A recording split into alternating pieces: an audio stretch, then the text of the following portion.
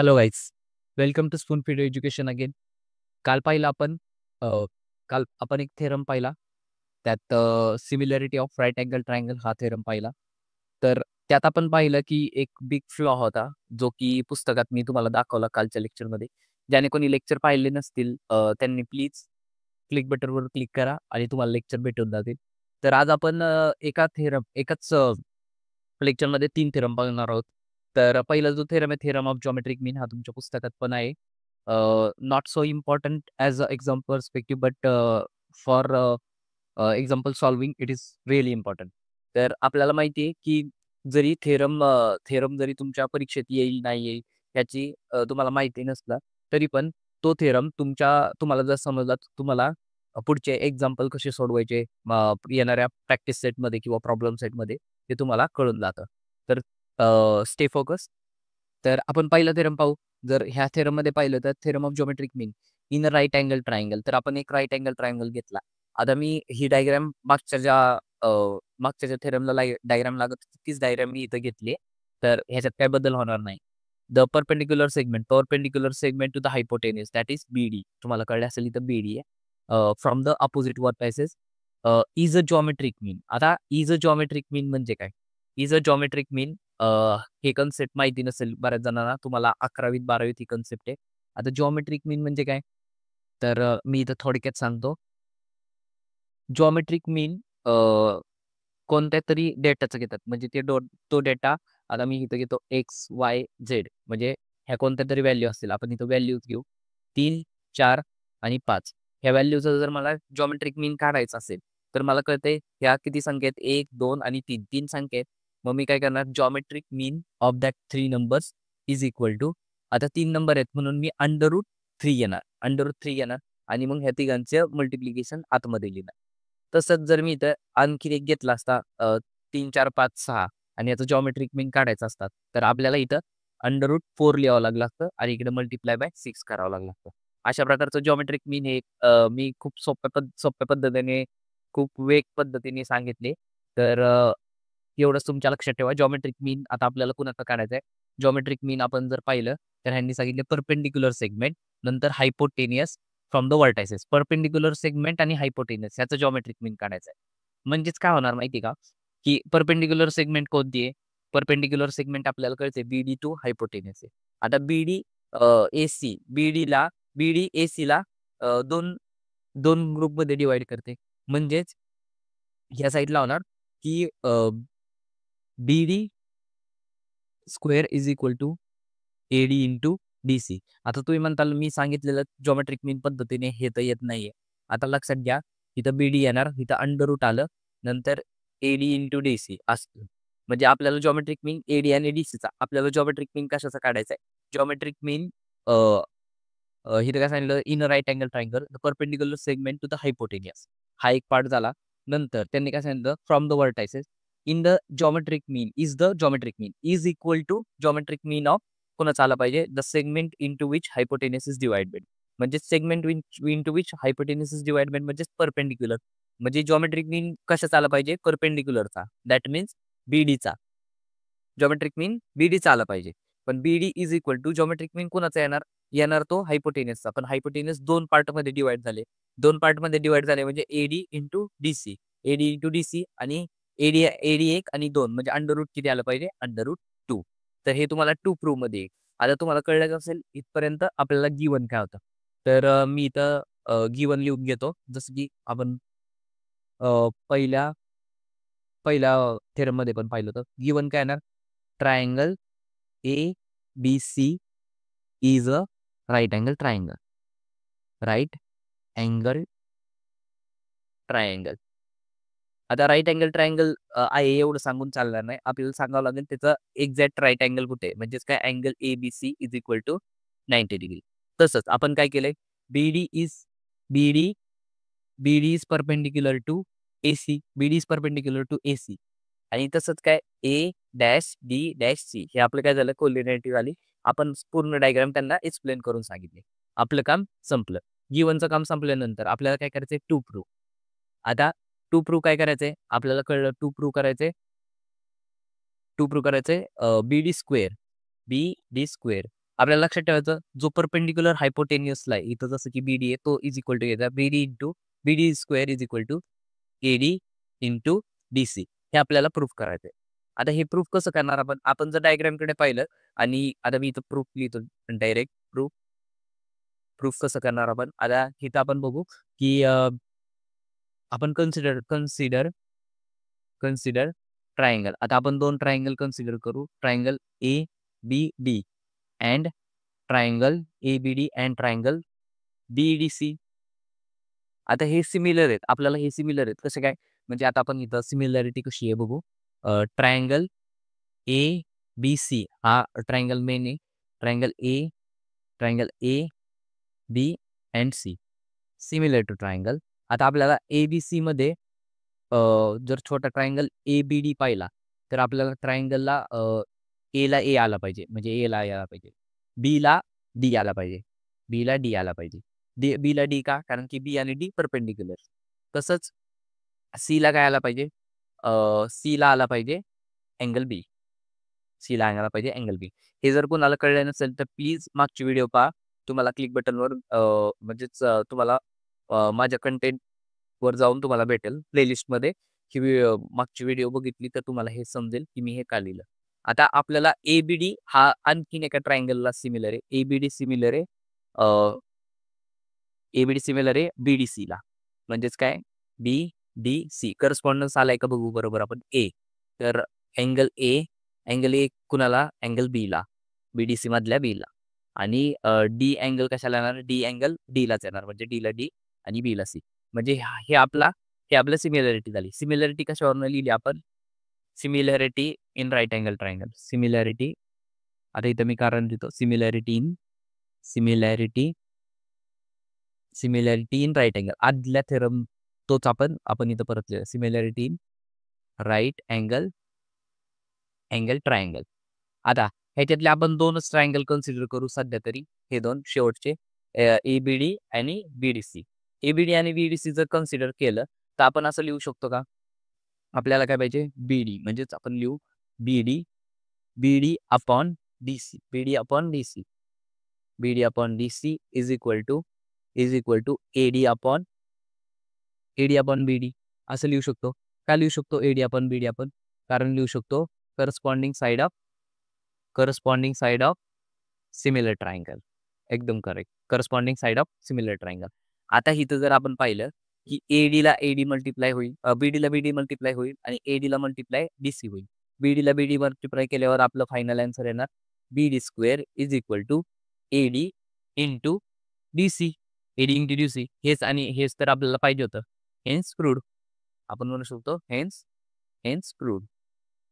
तर तुम्हाला कळलं असेल की थेरम ऑफ जॉमेट्रिक मीन जर आता कुठं जरी तुम्हाला जॉमेट्रिक मीन आलं असं कन्सेप्ट आले तर जॉमेट्रिक मीन म्हणजे लक्षात ठेवायचं की जो परपेंडिक्युलर ड्रॉन आहे हायपोटेनियसला त्याचा स्क्वेअर इज इक्वल टू हायपोटेनियसच्या दोन बाजूंची हायपोटेनियसच्या दोन ज्या बाजू झाल्यात जसं की एडी आणि डीसी झाली एडी आणि डीसी त्याचे मल्टिप्लिकेशन आहे.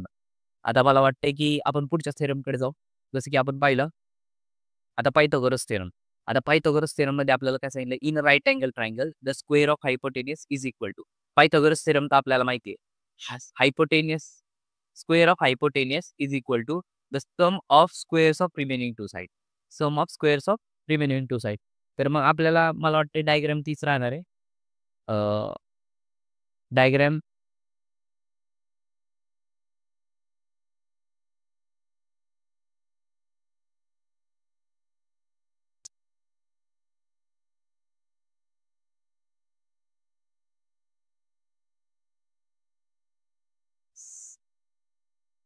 हीच डायग्राम जी की आपण मागच्या दोन थेरमला वापरली तिचा पण डायग्राम इथे पण वापरू शकतो. फक्त आपल्याला बीडीचा जो पार्ट आहे बीडी परपेंडिक्युलर टाकलाय तो आपल्याला कन्स्ट्रक्शन मध्ये लिहायला लागेल. जसं की परत मी इथं गिवन लिहितो आपल्याला गिवन काय दिलं होतं की in a right angle triangle एवढं सांगितलं in a right angle triangle आपल्याला एक राईट अँगल ट्रायंगल आहे मग काय म्हणणार ट्रायंगल ए जसं की इथं मी म्हणतो वेगळा पेननी इथं मी लिहितो triangle A BC is a right angle triangle. Right angle triangle. आता एवढं लिहून चालणार आहे का? आपल्याला माहिती आहे का एला एला 90 डिग्री, बीला 90 डिग्री, सीला 90 डिग्री. आपण इथं लिहिणार angle ABC is equal to 90 degree. ABC is equal to 90 degree झालं. आता गिवन नंतर आपल्याला टू प्रूव्ह काय करायचंय ते पण आपल्याला माहिती आहे. आपल्याला पायथागोरस थेरम इथं प्रूव्ह करायचंय. म्हणजेच काय करणार आपण AC square is equal to AB into AB square plus BC square आपल्याला असं प्रूव्ह करायचंय. हा आपला पायथागोरस थेरम आहे.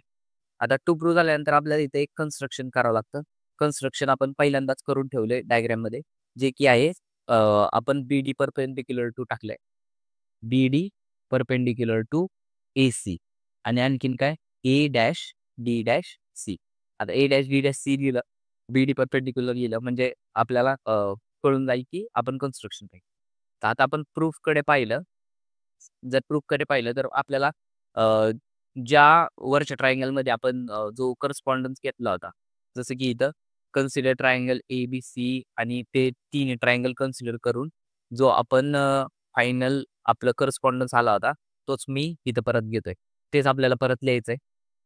जसं की इथं बघितलं आपण कन्सिडर ट्रायंगल ABC, ABD आणि triangle AB and triangle ABC. हे जर तीन ट्रायंगल बघितले आणि तीन ट्रायंगल बघितल्यानंतर आपल्याला असा करस्पॉन्डन्स येईल. आता करस्पॉन्डन्स कसा आला तर ते पण आपण एकदा पुन्हा बघू, की इथं जर पाहिलं आपण ट्रायंगल ABC सिमिलर पाहिला ADB ला. जर triangle ABC similar triangle ADB ला पाहिला तर आपल्याला लगेच दिसून येईल की अँगल बी हा ABC मध्ये 90 डिग्री होता, तसाच ADB मध्ये D 90 डिग्री होता. म्हणजेच B ला करस्पॉन्डिंग B आला. तसंच अँगल A आणि तो ADB मध्ये आणि ABC मध्ये पण तो कॉमन अँगल येणार आहे. म्हणजे अँगल A ला अँगल A आला आणि राहिला अँगल इकडे C, इकडे राहिला B, तो एकमेकांना आपोआपच येणार. अँगल A टेस्टने आपण सिमिलर केलं ते. तसंच आपण आता बघू ट्रायंगल ADB ला BDC कसा काय आला. आता जर आपण पहिल्यांदा पाहू की D अँगल परपेंड 90 डिग्री होता, तर मग आपण 90 डिग्रीला 90 डिग्री घेतलं. म्हणजे D ला करस्पॉन्डन्स Dचा. तसंच आता ADB ह्या ट्रायंगलमध्ये आपल्याला माहिती आहे की दुसऱ्या ट्रायंगलनुसार हा angle A is equal to angle DBC येणार आहे. Angle DAB is equal to angle DBC. म्हणून अँगल A ला B लिहिलं आणि नंतर राहिलेला B ला C लिहिलं. तर असा करस्पॉन्डन्स येतोय. आता असा करस्पॉन्डन्स आल्यानंतर आता आपल्याला लक्षात ठेवायचं की आपल्याला स्टार्टिंग लक्ष ठेवायचं AB स्क्वेअर आणि BC स्क्वेअर. AB आणि BC कसा घेता येईल तसं पाहायचं. तर आता इथं जर आपण पाहिलं तर आपल्याला दिसेल की आपल्याला पहिल्यांदा AB पाहिजे होता. तर आपण ABचा करस्पॉन्डन्स घेऊ. म्हणजे मी इथं लिहितो AB अपॉन इथे येणार AB upon AD. AB upon AD आला इज इक्वल टू आपला दुसरा एक AB इथं एक अशा प्रकारे एक AB येऊ शकतो. म्हणजेच आपल्याला इथून AC घ्यावा लागेल. म्हणजेच आपण काय करणार AC अपॉन AB घेऊ शकतो. आता आपल्याला इथं AB स्क्वेअर मिळेल. AB इंटू AB हा AB इकडे गेल्यानंतर AB स्क्वेअर होणार. तर तो इथं AB स्क्वेअर होईल. कसं काय होईल? हा AB इथं डिवाइडमध्ये तो इकडे जाऊन मल्टिप्लिकेशनला जाणार. तर AB स्क्वेअर झाला.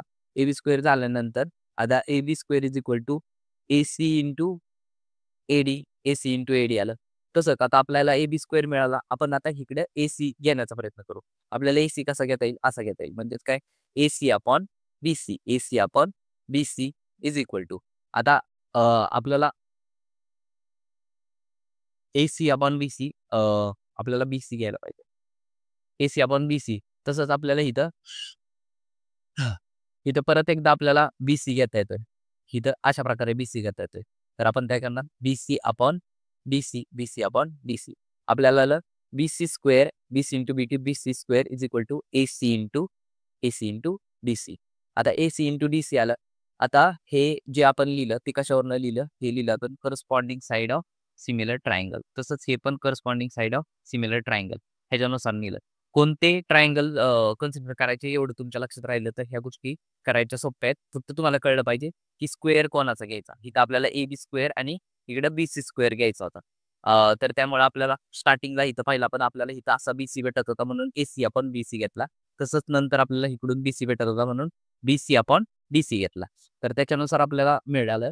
तर आता ह्याला आपण स्टेटमेंट नंबर 1 आणि ह्या स्टेटमेंटला 2 म्हणलं तर आपल्याला दोन्ही स्टेटमेंटवरनं आपण जर दोघांची ॲडिशन केली, adding statement adding statement 1 and 2 we get आपल्याला काय भेटेल 2 स्टेटमेंट जर ॲड केलं तर आपल्याला भेटेल A B square plus B C square. जी राईट हँड साईड होती ती पहिल्यांदा मी ॲड करून घेतली. जसं की इथं ए बी स्क्वेअर होतं, इकडे बी सी स्क्वेअर होतं. तर मी A B square plus B C square केलं. आता आपण लेफ्ट हँड साईड ॲड करणार म्हणजेच A C into A D plus A C into D C. आता A C D C A B B C सगळे जे आहेत ते ॲज अ व्हेरिएबल काम करणार. त्यामुळे आपण इथं काय करू शकतो ए सी कॉमन काढू शकतो. तर मी ए सी कॉमन काढतो. नंतर ए डी प्लस इथे होणार डी सी. आता आपण A D plus D C जर पाहिलं तर इथं जर आपण डायग्राममध्ये बघितलं तर ए डी हा एवढा पार्ट आणि प्लस डी सी एकूण मिळून काय होणार आहे ए सी होणार आहे. तर मग मी परत इथं जर आलो आणि इथं मी ए सी घेतलं तर हा एकूण part A D plus D C is equal to पण काय होणार आहे ए सी म्हणजे A C into A C होणार. आणि आपण ह्याला कोलिनॅरिटीचं कारण देऊ शकतो A dash D dash C. आता A C into A C काय होणार ए सी स्क्वेअर होणार आणि इकडे काय राहणार A B square plus B C square. आणि जर आपण पाहिलं तर हेच तर आपल्याला प्रूफ करायचं होतं आणि हेन्स आपण प्रूव्ड लिहू शकतो. हेन्स प्रूव्ड हे आपल्याला हेच प्रूव्ह करायचं. तर आपलं हे फायनल आन्सर झालं. तसंच आपण याचा कॉन्व्हर्स पण पाहू शकतो. आपण जर कॉन्व्हर्सचं स्टेटमेंट पाहिलं आणि हे स्टेटमेंट जर आपण इथे लिहिलं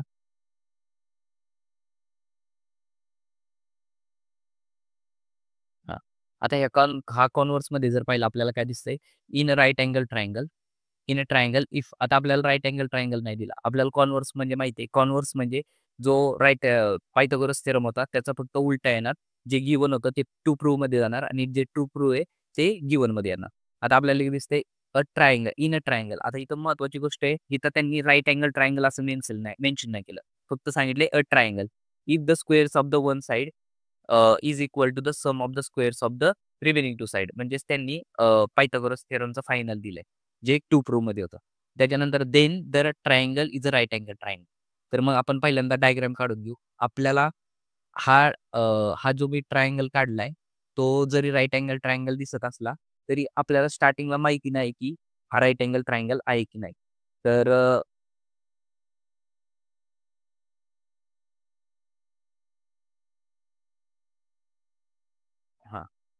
तर मी ह्याला नाव देतो आपण नेहमीचेच नाव देऊ एबीसी. एबीसी हा ट्रायंगल आहे आणि आपल्याला गिवन काय दिले आपल्याला गिवन दिलंय जसं की इथं मी गिवन लिहून घेतलं. गिवन दिलं होतं आपल्याला की द काय सांगितले the squares of the one side आपण काय घेऊ A C square is equal to A B square plus B C square हे त्यांनी गिवन म्हणून दिले. आणि आपल्याला सांगितले triangle ABC ABC in triangle ABC आपण असं लिहू in triangle ABC in triangle ABC A C square is equal to A B square plus B C square हे गिवन झालं. आता आपल्याला काय करायचंय टू प्रूव्ह काय करायचंय आपल्याला टू प्रूव्ह करायचे की हा राईट अँगल ट्रायंगल आहे. जर असे असेल तर तो राईट अँगल ट्रायंगल होतो. आपल्याला करायचं prove angle A B C is equal to 90 degree. आता मी अँगल ए बी सीच का घेतला कारण की हे जर स्टेटमेंट पाहिलं आपण जे लिहिलंय त्यात आपल्याला कळतंय की ए बी स्क्वेअर आणि बी सी स्क्वेअर म्हणजेच आपल्याला बी मध्ये आला पाहिजे कॉमन म्हणून एबीसी हा अँगल आपल्याला 90 डिग्री आला पाहिजे. तसंच टू प्रूव्ह झालं त्याच्यानंतर कन्स्ट्रक्शन काय करावं लागेल आपल्याला कन्स्ट्रक्शन आपण असं करणार आहे आणखीन एक ट्रायंगल घेणार जो की जो की जो की आपल्याला पुढे जाऊन कळेल की हा ट्रायंगल तर त्याला कॉन्ग्रुएंट येणार आहे. ट्रायंगल आपण याला नाव देऊ P Q R. Triangle P Q R. आता जो ट्रायंगल पी क्यू आर आहे हा परपेंडिक्युलर आहे म्हणजेच राईट अँगल ट्रायंगल आहे. मग आपण काय करणार draw right angle triangle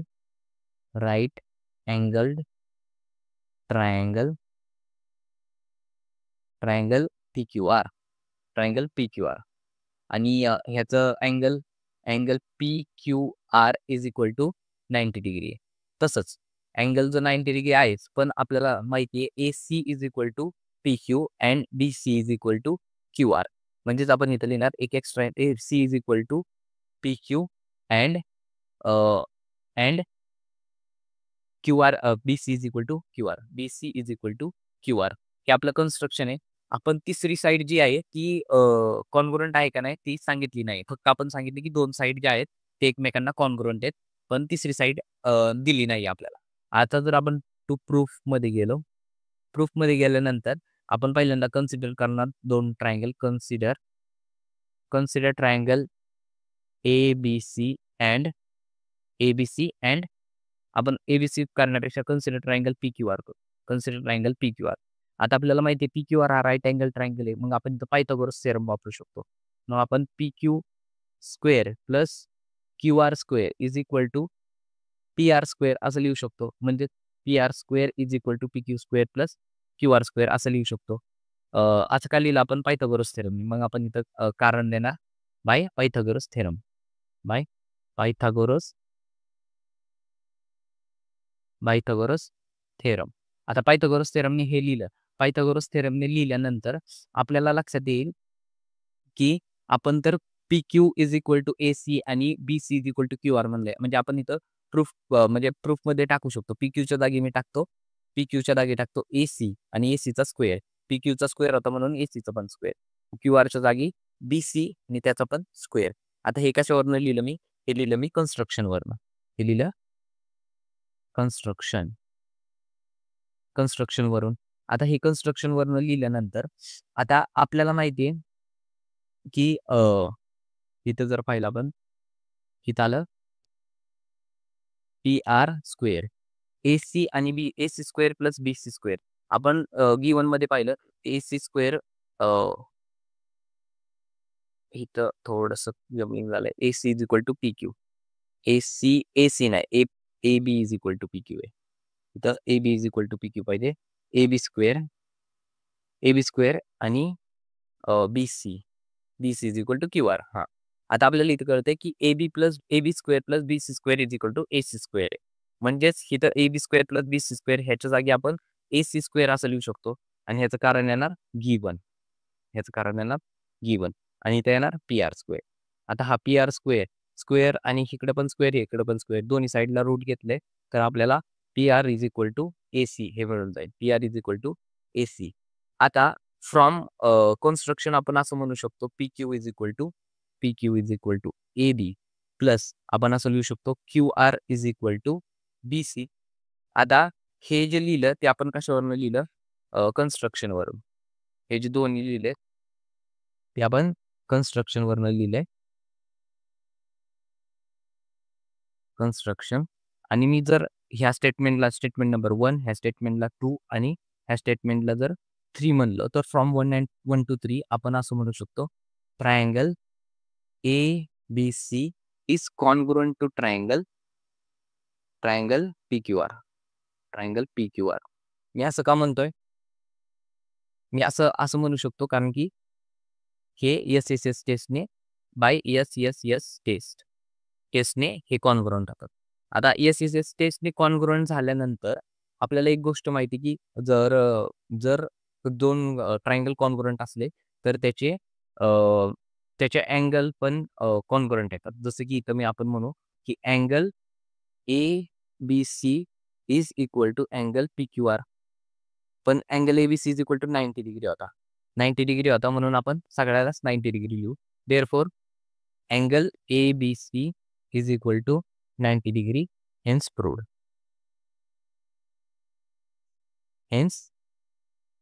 proved. आता इथं जे आपण कॉन्ग्रुएंट लिहिले ते आपण सिमिलर जरी ठेवलं तरी फरक नाही पडणार. पण आपल्याला माहिती आहे जरी आपण सिमिलॅरिटीच्या स्टेजने जरी केलं तरी अँगल तर ते सेमच येणार आहे. तर किंवा म्हणून इथं तुम्ही इक्वल टू कॉन्ग्रुएंट लिहा किंवा सिमिलर लिहा, काही फरक पडणार नाही. SSS टेस्ट कॉन्ग्रुएन्सीमध्ये पण येते आणि सिमिलॅरिटीमध्ये पण येते. तर जर कुणाला ह्या गोष्टींबद्दल डाऊट असेल तर प्लीज चॅनेलच्या बाकीचं कंटेंट पण पाहून घ्या. प्लेलिस्टमध्ये तुम्हाला मिळून जाईल. सिमिलॅरिटी धड्यामध्ये हे कन्सेप्ट आपण घेतलेलं आहे. तर आज पुरतं एवढंच होतं. Stay tune for next lecture. Bye.